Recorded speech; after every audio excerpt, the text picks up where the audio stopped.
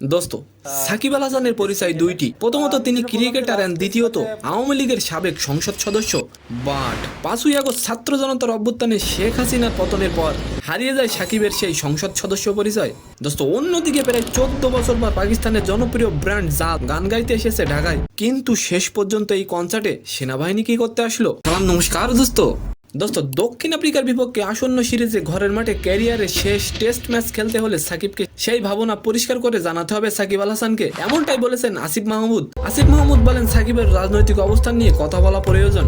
জনগণের পক্ষ থেকে যদি নিরাপত্তার ঝুঁকি থাকে, সে নিরাপত্তা কেউ আসলে কাউকে দিতে পারবে না। শেখ হাসিনাকেও এই নিরাপত্তা দেওয়া যায়নি। দোস্ত, আচ্ছা আপনি কি চান সাকিব আল হাসান দেশে আসুক? অবশ্যই কমেন্ট করে যাবেন।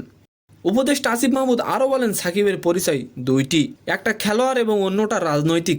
মানুষের মধ্যে এই দুইটি পরিচয় নিয়ে মিশ্র প্রতিক্রিয়া আছে।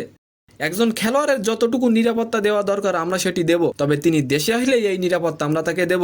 দোস্ত, অন্যদিকে গত 27 সেপ্টেম্বর শুক্রবার পূর্বাঞ্চলের 300 ফিট এরিনায় কনসার্টটি হওয়ার কথা ছিল। প্রায় 14 বছর পর পাকিস্তানের জনপ্রিয় ব্র্যান্ড জাল ঢাকায় গান গাইতে এসেছে, কিন্তু পরবর্তীতে নিরাপত্তাজনিত কারণে কনসার্টটির ভেন্যু চেঞ্জ করা হয়।